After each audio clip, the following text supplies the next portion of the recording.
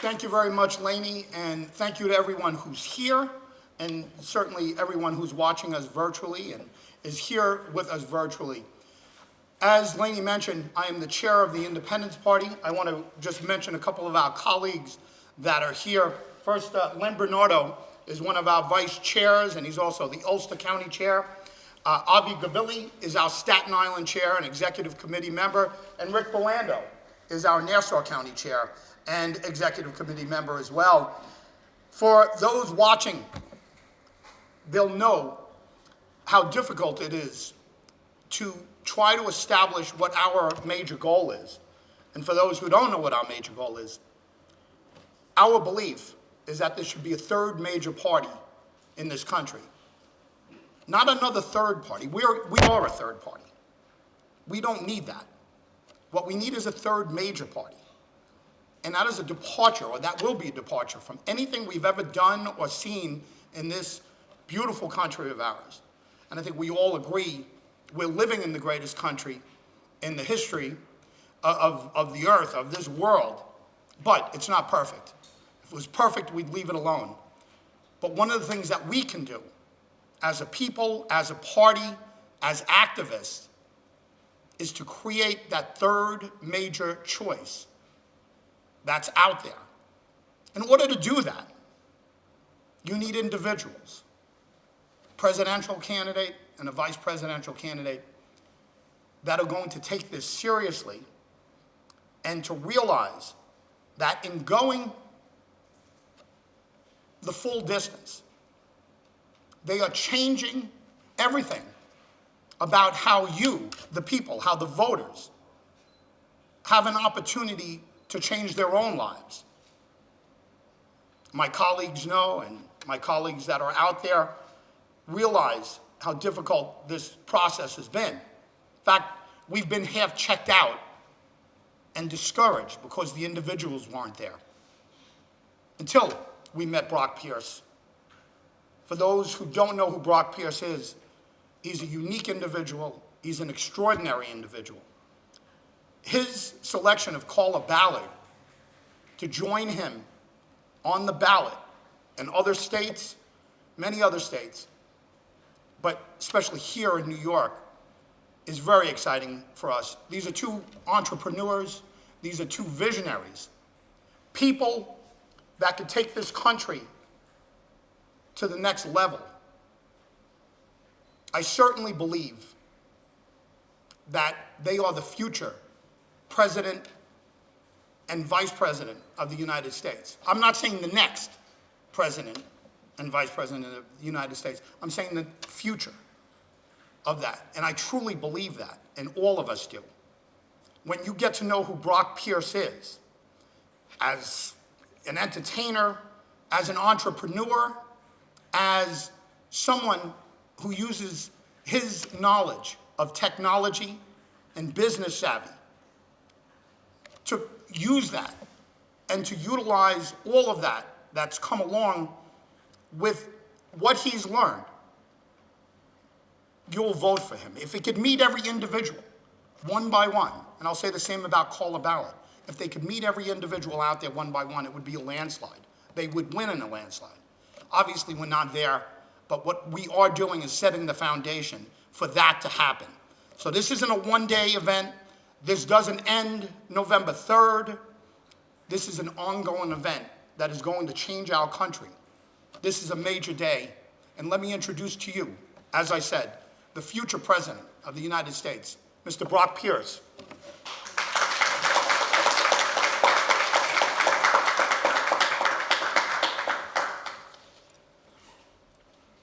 Well, good morning, everyone. I'm so honored to be here in New York today. I'm from Minnesota, born and raised. It's where my father and most of my family still is.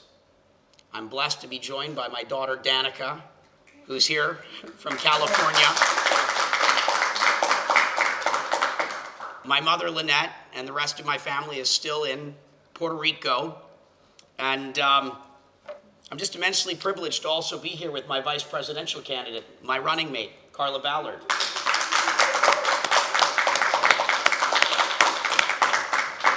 York has been at the heart of culture, innovation, and entrepreneurship for decades. It served as a beacon of hope, freedom, and independence. One of those lighthouses has been the Independence Party of New York.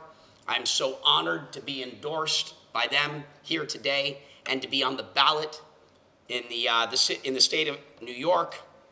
In the darkness of this two-party system, any light shines bright. The Independence Party of New York, I believe, is that light we've been waiting for. I'm grateful to Frank McKay, chairman of the party, Avi from Staten Island, Rick from Nassau, and Len from Ulster. I've chosen to launch my candidacy here in New York at the heart of the nation's financial capital because I care about our economy. I care about our jobs. Our jobs matter. And I believe that innovation is the solution to all of our problems. I believe we're doomed if we don't do something. And there is a path forward. There is a path to a brighter future. We live in a system today where we've got binary choices. We have to choose between one of two major party candidates. Part of that system that I think is responsible for a lot of the problems that we have today. Anytime you have a binary system of two, one of two things happen. Those two things come together into absolute collusion, or like magnets, they become polarized, and then we get absolute division. We need at least a trinity. We need a third choice or more choices. This has been studied in every form of organizational or biological evolution. We know this to be true. The rest of the world has figured this out. And so at this time where this country is divided by rich and poor, by Democrat and Republican, by black and white, we need to find unity. We need to find a path forward together. And so again, I'm so grateful. I'm honored to be here and to share this information with you. And I'd like to pass the mic to my running mate, Carla Ballard. Thank you so much.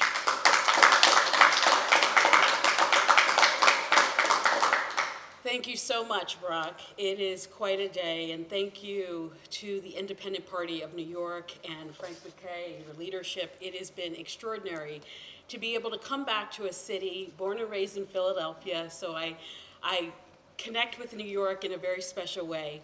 Having been national president of the Urban League Young Professional, leadership under Hugh Price, I was here almost every other week.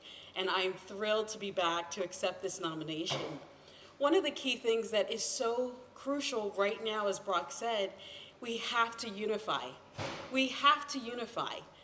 And it's key. Having witnessed what just happened in Wisconsin with Jacob Blake absolutely tore my heart apart.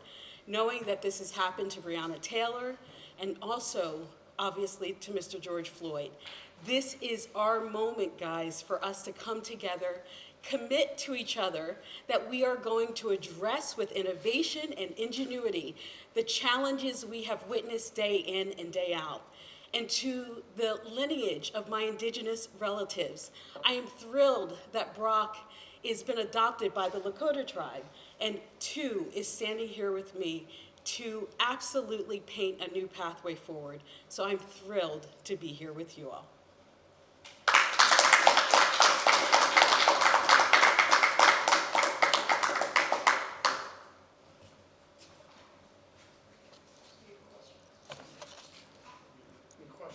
Okay, so now we have questions. Brock, neither President Trump nor Vice President Biden have shown much of an interest in cannabis legalization, despite a majority of Americans supporting it. Where do you stand on this issue? On the issue of cannabis, I believe the train has already left the station. My mother was a victim of the opioid epidemic, having had a surgery, having been prescribed medication she thought was there to help her, and it was destroying her life. And cannabis saved my mother's life, like many, many others. I believe the people have spoken, and at this point, the federal government should stop engaging in preventing the states from supporting hemp, CBD, cannabis, or THC, as the case may be. whether you're using it medicinally, spiritually, or recreationally. We've seen it safer than alcohol. As president, I would stop any federal enforcement. I would pardon every nonviolent, solely cannabis imprisoned individual, as well as expunge those records and do everything in my power to support the states in the work that they need to do, to support Congress in the work that they need to do, as well as to address the international treaties that we've entered into as part of the war on drugs, to pave a path forward for federal legalization of cannabis in this country.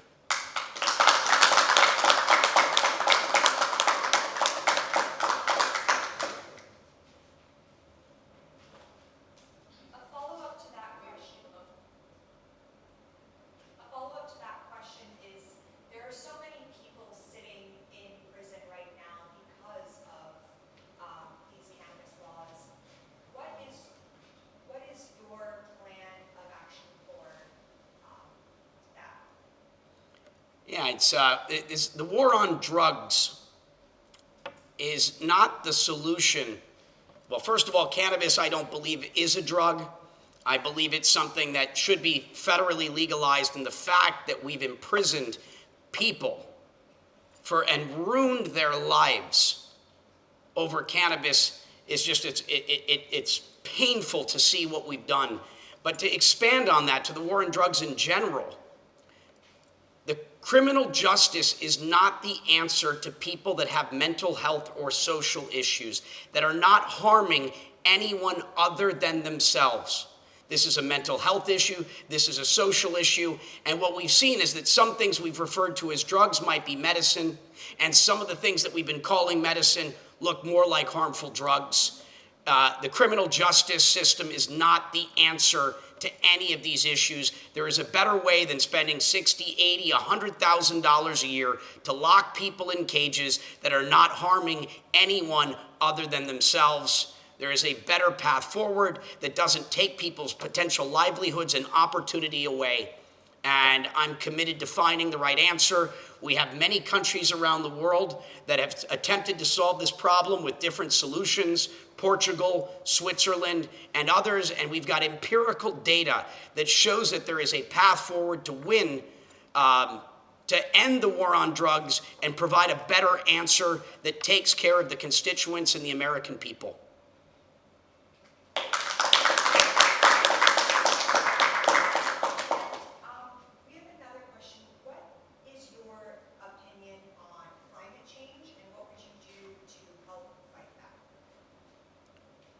I believe that as adults, it is our responsibility to be stewards, to be custodians, not only of just our families and whatever it is that we've received and that we're here to serve and protect, but also to Mother Earth. I dream of us all having clean air to breathe, clean water to drink, food free of toxins and pollution. I believe in being good stewards in the same way that we like to have our homes in order, we like our communities and neighborhoods to be in order. I would like to see our country be in order with a healthy earth that can provide us with the abundance and the things that we need to survive.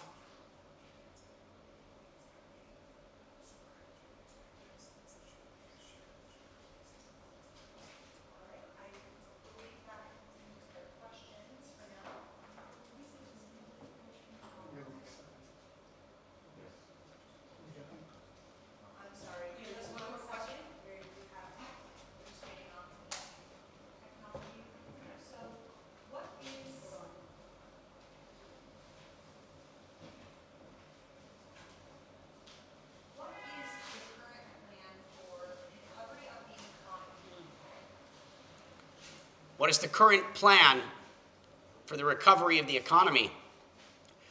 Well, sadly, the economy had issues prior to COVID.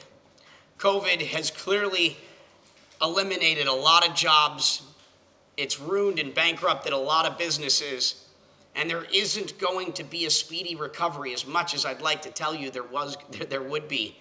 And technology is changing the landscape of work.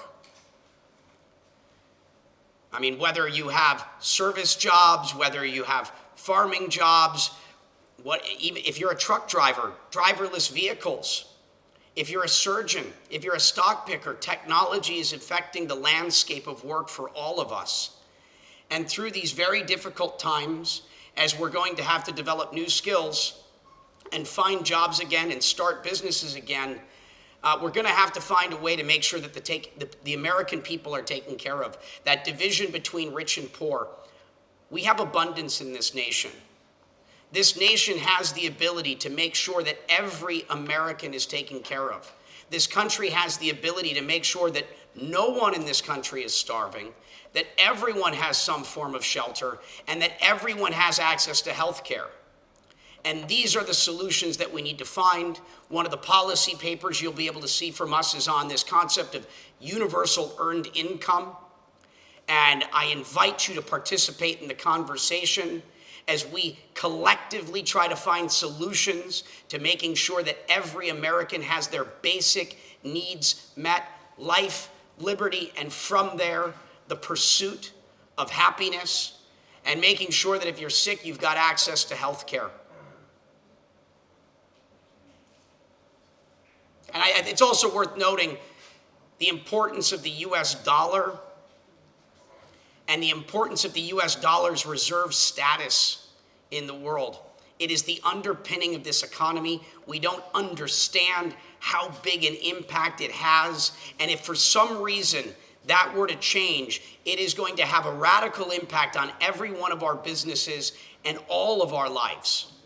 This country has a debt problem, whether it's at a national debt problem and printing too much money, the moral hazard of our big corporations being hooked on corporate debt, down to consumers and our credit card debts. And we've got a debt problem in this country.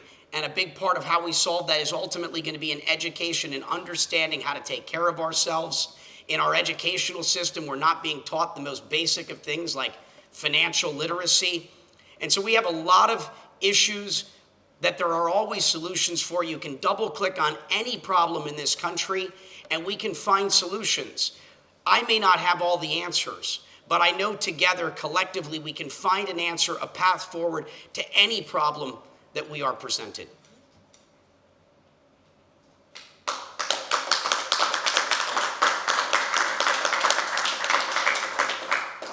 Brock, you actually have quite the impressive tech background. Can you talk about what role technology will take on in your platform? Yeah, technology is, well, I got my start as an entrepreneur at 16 years old, having been, the byproduct of the first generation of kids that had access to computers and the internet. I decided in 1997 that the internet was going to change the world and that I wanted to reinvent myself and quit acting and become an internet entrepreneur. Not having the first idea how to go about doing that, but I set my mind to that. And so I've spent most of my life as a technology entrepreneur, an advisor helping others start businesses, as well as a financier or an investor providing the necessary resources to these innovative ideas. And so technology at its core is amoral. It is a tool. It is neither good or bad. The outcome of technology is determined by how we use it. And it's important that we choose wisely. It's also important that our leadership in this country understands technology because the impact it's having on the world is accelerating. We can't be making decisions around how we regulate and interact with technology using the rear view mirror. We've seen how social networking is impacting our democracy. We need leadership with the foresight that understands the road ahead and how to navigate the challenging as well as opportunistic path. Whether we look at artificial intelligence, whether we look at gene editing, robotics, blockchain, there is an incredible opportunity for technology to be used as a tool to enhance all our lives, and the decision is ours. Let's make wise decisions as to how we use this technology and understand the objective is for it to be of service to better our lives and our systems and our government.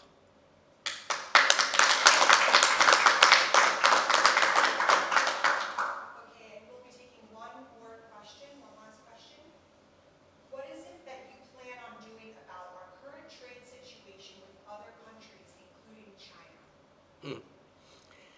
We live in a global economy.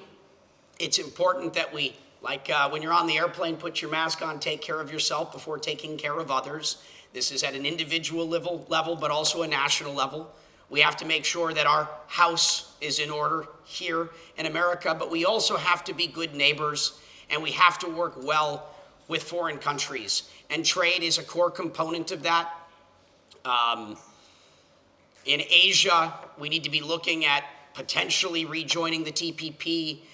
In Africa, one of the ideas that we've been discussing, and again, these are ideas, something to think about, I invite you to participate in the conversation. We're looking at ideas like free trade for Africa. You know, China is providing large loans to African nations around infrastructure, many of which will be loans that they can't repay. Enabling free trade with Africa could address national security issues, while at the same time allowing and enabling Africa to own Africa. These are just ideas, things I encourage us to discuss and to debate, but it's important that we have good trade policies with our neighbors that have, common sense trade policies that make dollars and cents. And as a business person, as someone that builds things out of nothing, as someone that has a very long track record, as a smart but fair deal maker that believes that good deals are ones where both sides win, creating all win situations, I'm dedicated to doing that wherever and however I can.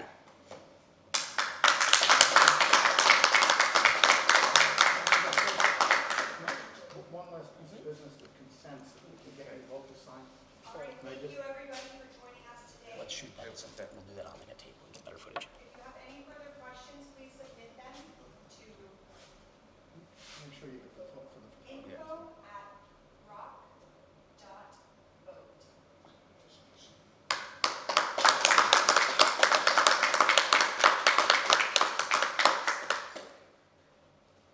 All right, and now we will be signing the nomination papers. All right. Okay. Real quick, what they'll be signing, what Brock and Carla will be signing is a consent and acceptance for the State of New York Board of Elections, and they both have to be sworn in by notary here, Eric Lerner, attorney. Thank you. Eric Lerner, Director of New York. Brock, will you swear in? Do you swear that you are Brock Pierce? I do. It's with honor that I present you with the certificate of consent from the Independence Party of New York.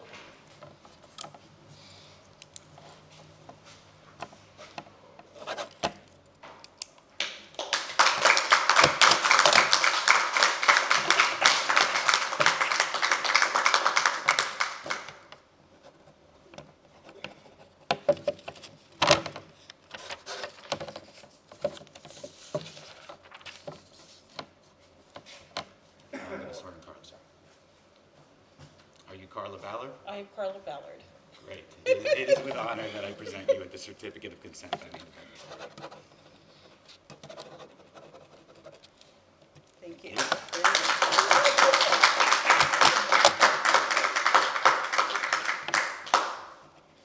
Thank you, everyone, for coming, virtually and in person. Thank you very much. And rock the vote, everyone. Rock the vote. Rock the vote.